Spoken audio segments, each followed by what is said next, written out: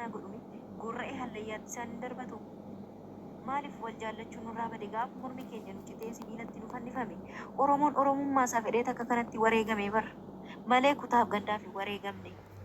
Oromoon gaafa haati deessu mana keessatti gubattu gaafa manni irratti gubatu Oromoon Oromummaa isaaf malee gandaaf hin gubanne. Hacaaluu Hundeessaa akkoo gaafa nu wareegame lubbuusaa tokkitti qaalii saba kanaaf kan kenne ganda koo amboo koo hin jenne Oromoo koo Oromiyaa koo jedhee dhaabbate mirga dhala namaa falmaa dhala namaa jedheetu yeroo isaa malee nurraa galaafatame haceen. Seenaan hedduun nutti dhaga'amu qaba nuti. Dhaloonni bara kanaa dhaloota nyaara haaddatteedha malee dhaloota seenaa baatu miti. Waaqaan ofittan qaanfadha yeroo tokko tokko. Oromoo hidhee dubbachuun ofittan qaanfadha maaliif? Bakka jarri kunoo laal gaafa nuti akkatti wal cabsinu mee halagana hagam nu haa cabsu. Keessattuu ijoollee walloo ani baay'een argu miidiyaa kanarratti hin dubbatanillee mee gaafa kutaan kaan wal nyaatu wal ciru ani addatti wanti na gammachiisu keessattuu ijoollee walloo kun qoba galeeyyiidha. Namatti hin bu'ani beektaa. Garuu dogoggorri duuma kamuun jira miidiyaarra wal fiduun kun gaarummaan qabu. Eenyumaafuu gaarummaan qabu dhugaa waaqa. Ani kana maaliif akka hayyoonni Oromoo callisanii ilaalanis gaafa ijoolleen akka kanatti wal miitu gaafa ijoolleen akka kanatti albee walitti kaafattu sanuu biyya namaa sanuu Saawud Arabiyaa Dubaay miti bar Dubaay biyyatti koo waraqaan qabaanne iyyuu mirgi keessi eegama. Obboleessa keenya weelka. Saawud Arabiyaa biyya bineensi isaas nyaatu jechuudha. Jirra galata rabbi. Biyya nama miti bineensi isaas hiikinille keessatti albee walitti kaasuun Haa xumurattu qoyaa xumurattu. Jedhi xumuri boone. kana eessa jiranii abbootiin amantaa sheekonni waan kanarra baanii dubbachuu qaban dhugaa waan siree miti boone qoy asirratti waa sin jedhu wayitu qaba. Gizee argiteetta yoo ta'e mubaarakii uummata Oromootiif akka aarsaa meeqa kaffale hundi keenya hin beeknaa. Kan mana hidhaa keessatti Yamanii keessatti iddoon itti qabame hundaatti kan kudaalitiinsaa hojiirraa oolee irratti waan baay'ee irratti jechuudha kan inni uummata kanaaf yookiin immoo hojjetaa ture jechuudha. Garuu isa ji'a darbe keessa dubbiin ka'e ammallee kanumaan sii galee yeroo sana maal godhan seetaa haadha isaa duute boolla keessatti arrabsaa turan. Haati isaas haati nama hundaayyuu tokkodha sii galee. Garuu warroonni haadha namaa arrabsaa tures warruma har'a harkaan wal qabee kanadha sii galee. Eenyudha gurbaa farsoomoo eenyudhaan kana isadha tokkoffaa kan kaase jechuudha. Lammaffaa irratti jarri lama walitti kaasanii Mubaarak mana Muhammed Kingi Ahmed deemnaan Mubaarak irratti ce'anii jechuudha. Isatu dhaqee uummata miliyoonaan of jalaa qaba waan ta'eef isatu nu arrabsiisedhanii Mubaarak ji'a lamaa immoo ji'a sadiif gadi galabbatanii arrabsaa turanii booda birrii walloo nyaatte jedhaniini. Birrii walloo kunillee gaafa birriin kun herreegamu birrii farankaan takkitti Mubaarak irratti hin argamne jechuudha. Affaranii dhiisanii jechuudha. Amma immoo deebi'anii namni takka fakkeenyaaf Arsii keessaa gurbaa farsoo jedhamu kana kan uummata baxabbataa jiru jechuudha. Walloo keessaa immoo Muhammed Kingi jechuudha. Jaroonni kun lamaan ani Oromootu bakka buufate moo sabaaf saba wal nyaachisaa jiranii kutaadhaan wal qoodaa jiranii kutaa takka ol qabanii kutaa tokko gadi qabaa jiranii. Sheekonni illee waan sii kaasisee waan sheekotaa irratti kan sii kaasetu jira. Gaafa dubbii Mubaarak dubbatanii viidiyoon sana bira jira amma sii baasuu danda'a. Viidiyoo isaa daqiiqaa meeqa waraabiseeti halkan gaafa Mubaarakii fi jaroota kana walitti fidanii Mubaarak uummata Arsii arrabsedhanii viidiyoo sanaa fidaannaan viidiyoon Mubaarak ittiin arrabse dhabame. Nabra jira viidiyoo daqiiqaa 43 waraabeetiin bilbila kiyya keessa jira hagammaa jechuudha. Halkan qixxeedha. Innaa maaliif sii kaasee yeroo sanas dubbiin kun gadi ka'ee ture. Maal godhan seeta gaaf sana warroonni sheekota ta'anis akka waan gandummaa wayitti oofu ta'ee dubbii madaalanii hin laalanii. Ani viidiyoon na bira jira siin jedheera sii banuu hin danda'a. Garuu maal godhanii Mubaarakiin dhugaa haa argatu iyyuu malee gara biraatti jallisaniiru jechuudha. Inni lammaffaa otoo itti cabsanii gaaf sana gurbaa farsoo fi gurbaa Kingi Ahmed kanarraa ka'e miti jara lamaan walitti fidanii kanaa booda goota keenyas gadi naannessinaa. Kanaa booda uummata jidduutti marzii hin facaasinaa. Atis of eeggadhu, atis of eeggadhu. Kana gootanii argamtaniittu yoo ta'e uummanni Oromoo bakka jirtanitti hirmichaa sinirratti fudhata. Osoo jedhanii jara kanarratti tumaniiru ta'e, jara kanarratti gaafsan osoo dubbataniiru ta'e, dubbiin kun deebi'ee babal'atee harkaan wal qabuun hin dhufu jechuudha. Deemanii dura maal jedhani?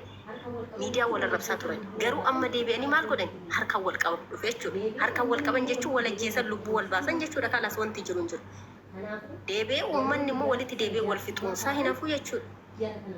Kanaafuu warroonni gaafa sana jaarsummaa taa'an jara kana walitti fidanii Mahammed Kingi jala ta'a ture. Anillee jala ta'a gaafsan. Dhugaa rabbinaa arganii olla baasodee mucaan kun jechuudha. Mucaan rakkoon irraa ka'e, mucaan dubbiin irraa ka'e osoo jalaa habaaboo asii olitti ergee olla galchaa jedhu osoo mucaa san oliin galchiin sagantaa sana xumuranii jechuudha. Dubbiin eessatti hafte? Dubbiin gurbaa Farsoo fi gurbaa Kinga Hammed jedhamu kana biratti hafee jechuudha. Kinga Hammed maal jedhe? Dubbiin nu biraa kaate maa ollu galchuu didanii? Gizee meeqan asii olee habaaboo darbe akka san arganii na galchaniiti jedhe. Mubaarakii fi jara kan walitti fidanii Mubaarakii mannaan beeku gaaf sana akkasitti akkas godhanii dubbiin kun babal'ataa deeme. Osoo dubbii kana gaaf sana gabaabsaniiru ta'e haga yoonaa kana hin ta'uu sin jechuu barbaadeen boone. Amma koo garatti gidduu seentuun qabdhaan ilaa zimmedhee dhaabadheetuma maaltu na dhibee walaa baxabbatan. Sijjammar Oromoon lafatti nagaa wajjin jiraataa jira. Ishee miidiyaa irratti kunoo afaan ishee walitti bantee lafatti dhuftee miskiina ijoollee miskiinatu miidhamaa jira. Gidduutti yeroo tokko immoo dhaabattee olaaltu. Isaan sun wal arrabsan walitti hin ba'an. Dhiirri jechuudha miidiyaa irra taa'ee afaan walitti banaa miti. Walitti fakkaranii miti. Farsoo fi gurbaan sun walitti ba'anii dhiirummaa isaanii wal argisiisu. Garuu kana dhiisanii fi isaanii wal arrabsa. Bidirii isaaniitiin immoo kan waagaa kaffalu dhala miskiina abbaaf haadha gargaaruu biyyaa baati. Kan garatti silkii qabattu hin beekne, waan dubbattu illee kan hin beekne, daa'ima waggaa 18 waggaa 20 ilma dhiiraati eegamuute. Ilmi dhiiraatti hin cakkanu. Dhugaa waaqa. Oromoo taatee Oromoo irratti albee irree kee gaafa hagamuu si arrabse, si haa arrabsu. Hagamuu yoo si arrabse, arrabni arrabaan deebi, addammaan hin deebi. Garuu ilma Oromoo taatee dhiiga Oromummaa walitti qabdu, afaan tokko dubbachaa, aadaa tokko sanuu amantaa tokko walitti qabaachaa, albee walitti kaafattanii gaafa wal waraantan lafeen Oromoo isin haa waraanu bo'uun maqaa nu balleessitan. Dhugaa waaqa. Oromoo walumatti jaarrikkoo gaallaa ittiin nu waamti. Kun immoo sababa nama tokko lamaati. Maali? Shari'aan qabanii? Amantaan qabanii? Sheekiin hin jiru? Qeesiin hin jiru? Wanta kana gadi taa'anii tolakkii dhiisaa yaa ijoollee beekaan qabu. Kutaan kun lamaan beekaan qabanii. Waloo safeeffatan oome tokko yoo balleesse tokko yoo dhiise hoo jaarsi jira dhaqee jaarsa irratti ni himatu. Beekaa qaba beekaatti ni himatu. Lakkisaa yaa ijoollee nurraa hidhadhaa dubbiin kun hin fokkata. Walloon maal akka Oromoof ta'e beekani. Lakkisaa wanti kun nuuf gaarii miti nurraa dhaabbadhaa jedhanii himachuu qabu turan beekon.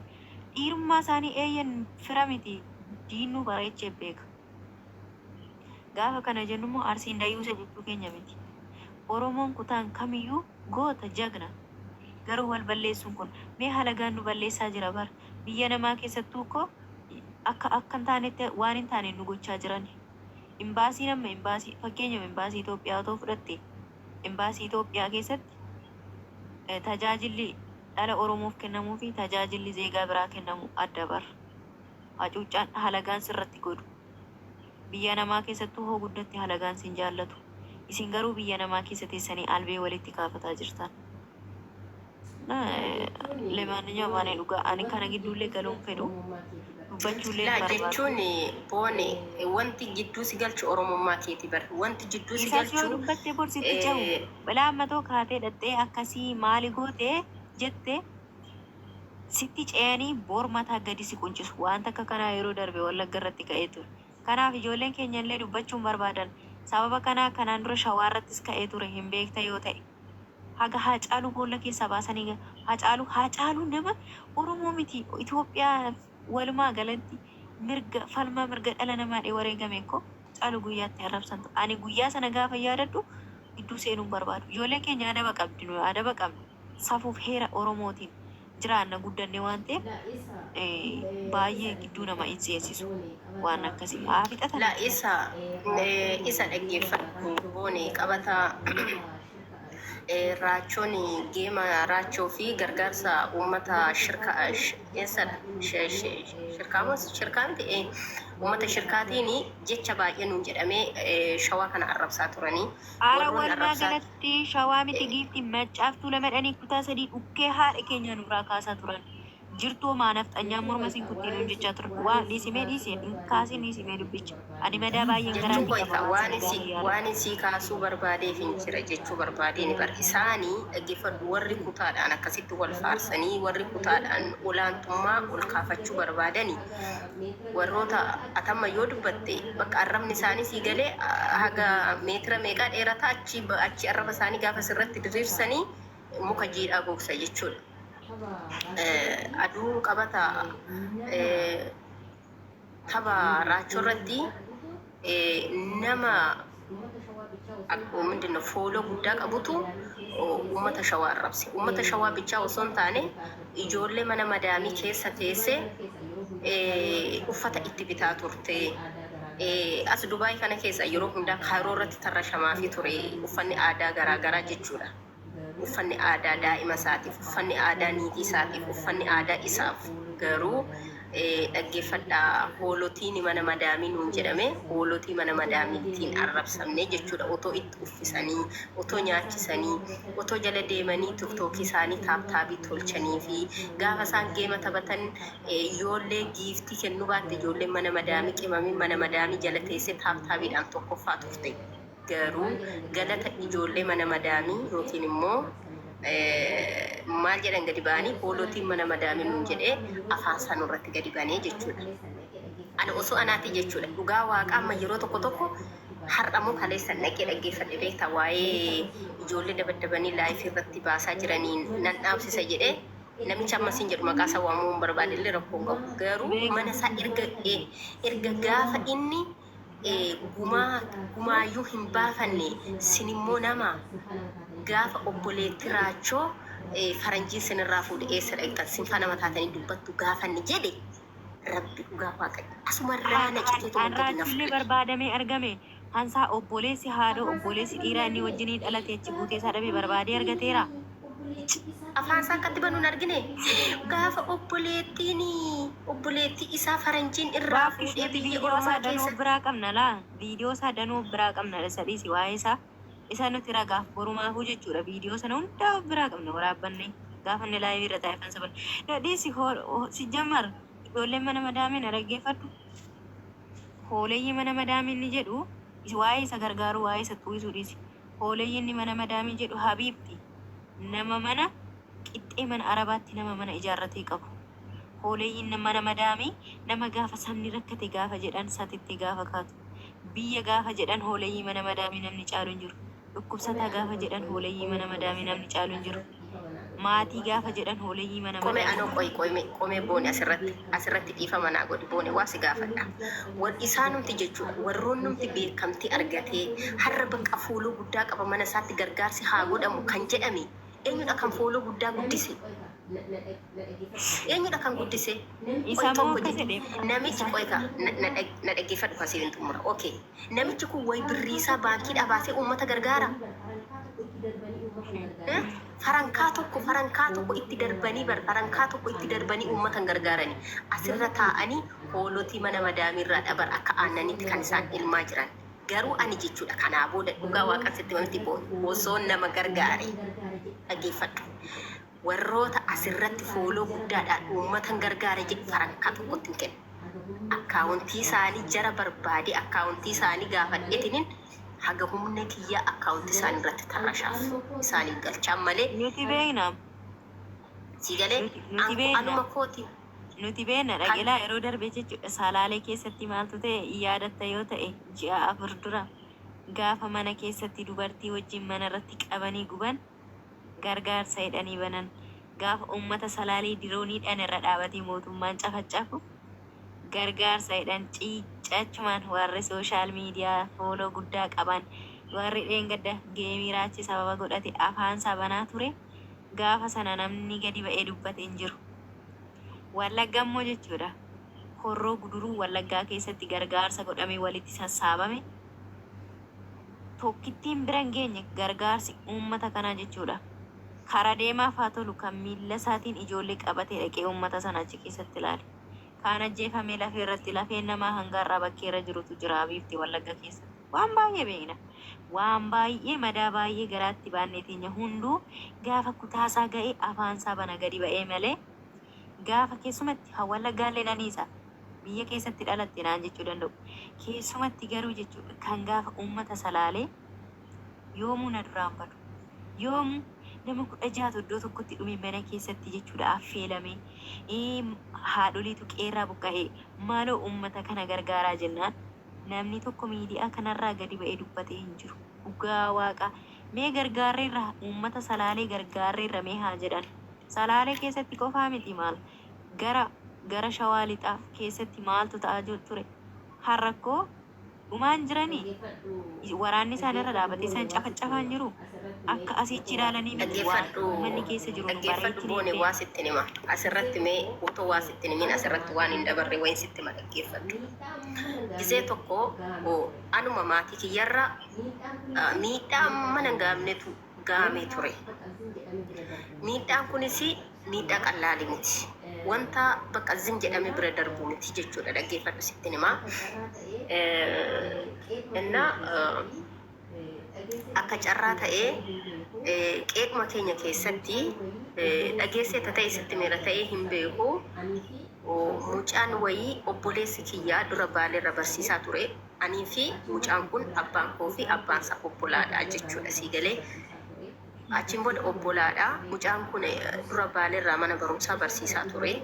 Achiitii wanni rakkise beektaa busaa kana dhibamee bakka du'aaf ajjechaa jidduu taanaan mucaan kun deebi'ee gara biyyaa gara maatiitti galee jechuudha. Gaafa gara maatiitti galuu mucaa kana ajjeesuudhaaf eeggatanii beektaa.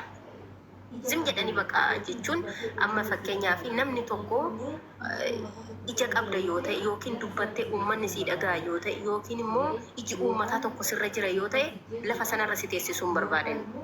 Si galee yookaan si jeesuudha. Yookaan immoo waa sitti godhanii bakka akkatti jaanjoofte akka jaanjoo hoolaa ofirra naannoftu si godhu jechuudha. Amma mucaa kana ajjeesuudhaaf eeggatu ture. Jechuun fayyaayyuun qabu mucaan beekaa jechuun garaa wanni nafuma keessaayyuu dhibeen kun hin baane.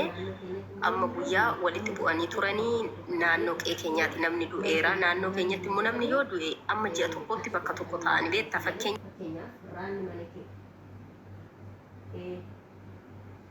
Amma fakkeenyaaf nyaanni mana keenyatti haadhamu godhama yoo ta'e teenyi mana keenyatti nyaannu. Ollaa dhalatu du'eera yoo ta'e bunni nafuu waxiin kophaa godhamee buddeenni kophaa godhamee uummanni dhaqee achitti nyaataa jechuudha. Warra du'aa sanatti wal jajjabeessuudhaaf du'aa sanatti wal jajjabeessuudhaaf wal irraanfachiisuudhaaf haga ji'a tokko namni adda addan bahu. Uummanni amma namni du'ee achi jira. Haadha isaa fi mucaa kana bichaan mana keessa jira. Galgalannu halkanuu miti kan si garra'u. Amma dhaqanii balbalatti dha'an mucaa kana. Haati balbala yoo eenyu jettee gaafattu mucaa barbaannaa jedhani. Lakki mucaa kiyya dhukkubsatee ciisee jira narraa deemaadha jettee isheen ofirraa kadhattu gurbaan dhaga'e. Ijoolleen keenya immoo beektaa xiiqiidha xiiqitti duuti malee gola keessatti dhokachuun hin jiru yookaan ajjeesanii yookaan beektoo ta'e. Amma mucaan haati dhoksuudhaa fi narraa deemaa jettee kadhatte akkamni sodaadheetiin gola keessatti hafaa oolu mucaan dheeboo fudhadhuuti gaditti bahe. Achi dheeboo fudhatee yootti gadi bahu mucaan naa balbalarra ga'u qabedhanii. Mucaan ilma gatan tarii malee rukuchaan isaanii kunis kaa balbala girgiddaa manaatirraa qula waan ta'eef hin miidhamne beektaa. Mucaan achuma dhaabbatee fuudhee hillimitti godhe. Dheeboon immoo beektaa dheeboon qaramaadha. Ijoolleen keenya isaa miti shaanfoo qabattee manaa baate taanaan of gootee kee baasti qofa. Achi fuudhee mucaa kanatti cilletti. Achiiti mucaa kanaa tokkichuma akka waraaneen mucaan beektaa hofaa kana keessa waraanedhanii mucaan achiin kan lubbuun keessa jiru olumaan gadi naannee iyyanatti fakkaadhe beektaa jechuun kan lubbuun nama keessaa baatutti ciisanii du'ani beektaa. Achi gaafa kaanii iyyite haati yoo iyyitu obboleessa koo jedhi uummannuti immoo naannoo tokko jira jechuun faamilii yookiin immoo bakka polis abbaa kiyyaa hundi keenya naannoo takka jirra. Yoo iyyan uummanni bakka warra du'aa sanaa dirrisee dhufu. Yoo dirrisee dhufu eenyu rukuta ammas deebisanii gurbaa waraaname sana qeetti nu nyaachuu dhufta. Sigalee qeetti nu nyaachuu dhufta hodhanii dhaqiiti gurbaan lubbuudhaaf waraanamee ofirra naanna'aa jiru qabedhaniin duubaan irratti sigalee. Innaa mucaan suni mana marfeellee hin geenye lubbuun darbee jechuudha. Sigalee achi gaafa lubbuun mucaa sanaa darbu uummanni akkuma jirutti hin buqqa'e jechuudha. Qeen keenya hundee firri takkitti ni namne kan si qabu nam takkitti ni namne. Gaafa isaan achi buqqa'anii maal godhu seetaa manni keenya takkittiin osoo nafi mana 7 muluu abiddatti naqni. Araba Yesuus Kiristoos. Inuma bobeessan isa kaan maal godha mana warra kiyyaa hin gubne girgiddaa jijjigsanii uranii qorqoorroo dhagaatti uranii qorqoorroo keessaan dhagaan gadi harca'ee mana bitittinneessanii balleessan tokko jedha. Mana obboleessa abbaa kiyyaa mana 3 jira mana gootaraa tokko mana kushiinaa fi mana guddaa qorqoorroo gaazexii 70 isa kana muluu akkasumatti manni 3 akkanumatti barbaada otoo fireen takkittii qodaan takkittii keessaan bahi. Isa kaan immoo dhaqanitti qabsiisaniitu itti qabsiisoo dhaqan kannisni mana jala jira kannifni dhaqee jara sanatti honamu. Bakka tadii deemanii kannisatti mana sanarraa oolcha si galee.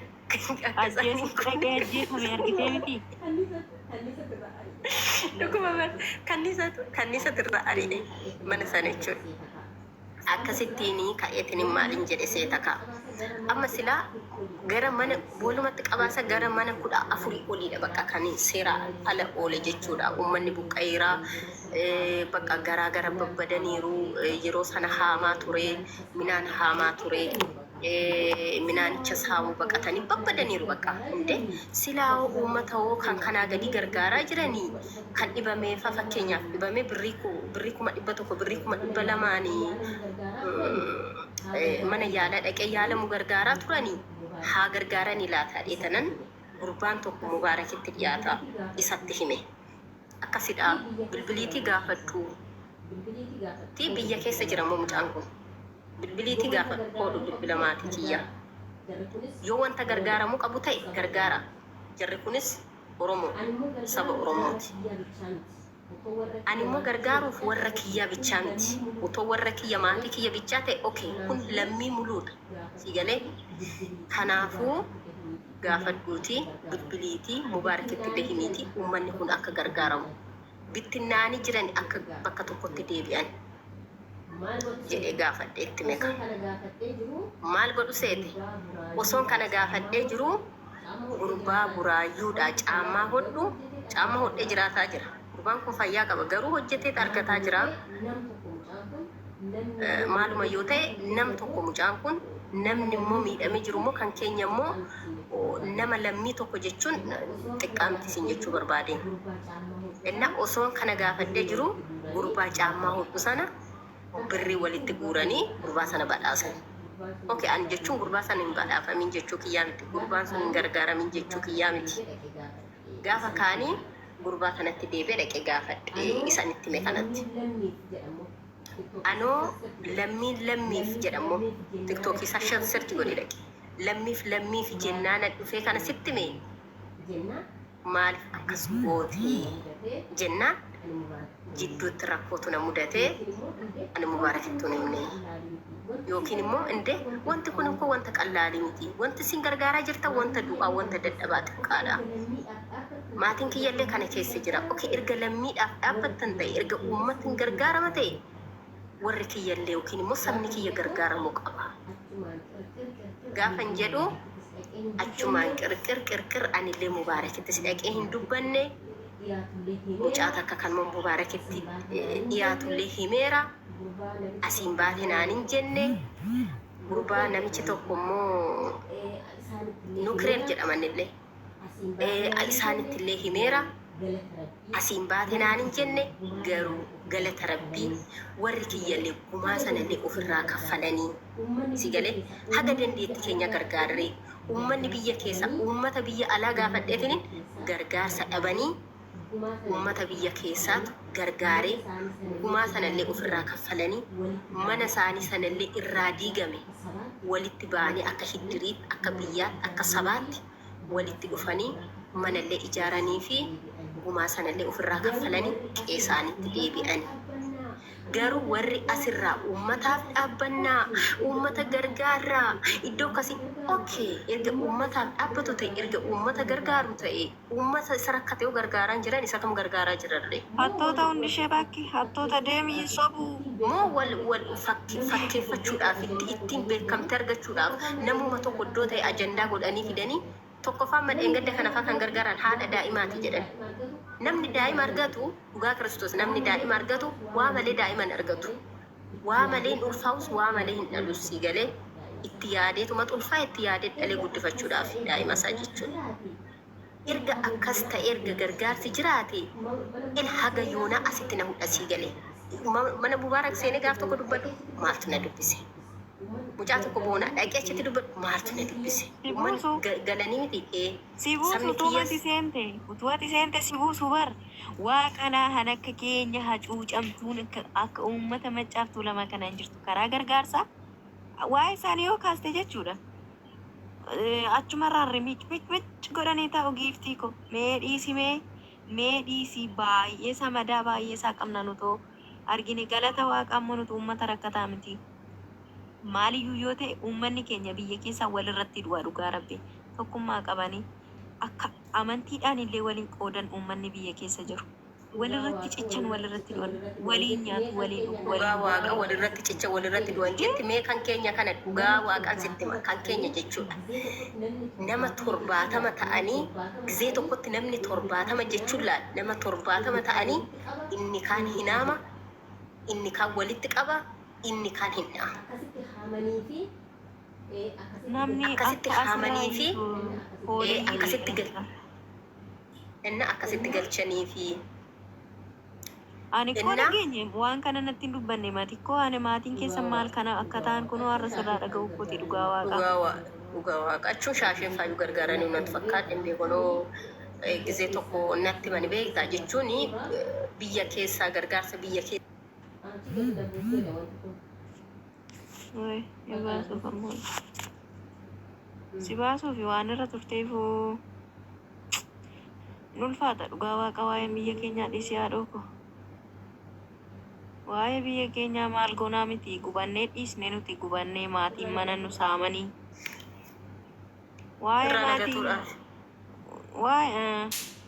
Waa'ee gargaarsa maatii dhiisi giiftii kooyi nuti baga jiraanne dhugaa otoo nuti amma tokko ijoolleen gara namni hunduutu ijoolleen qabutee biyya hambaa kana du'eera namni keenya rabbi. Ani koo amma dhaga'ee sirraa dhugaa waaqa otoon kanaa beeki dawwalee isin gaafadha ture. Garuu kun reefu natti jechuun bakka yeroo sana minda'uun baay'ee natti dhaga'ame. Eebani baay'ee natti dhaga'ame dhugaa. Baay'ee bakka humnaa. Maaf sitti hin dhaga'amu maatiidha giiftii koo maaliif sitti hin dhaga'amu?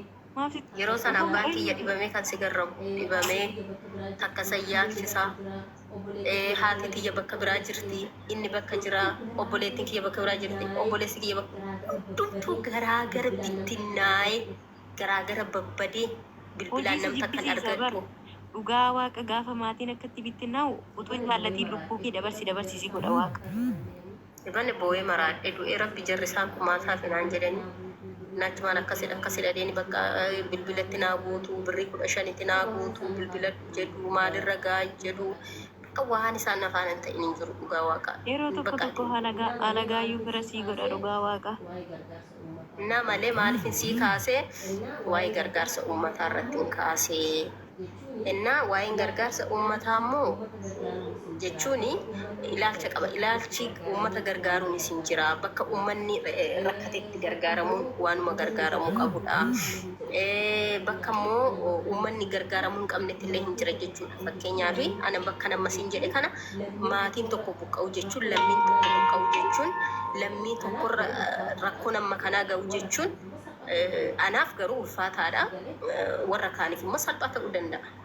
Isaan waliin akkasiin qabani giiftii kooyi yaadhiisanii nutoo dhimma isaanii hin qabnu maatii keenya hin dhaqqabnu bo akkuma taanu taane haasaadhaa itti jirre akkasii siin jedhama.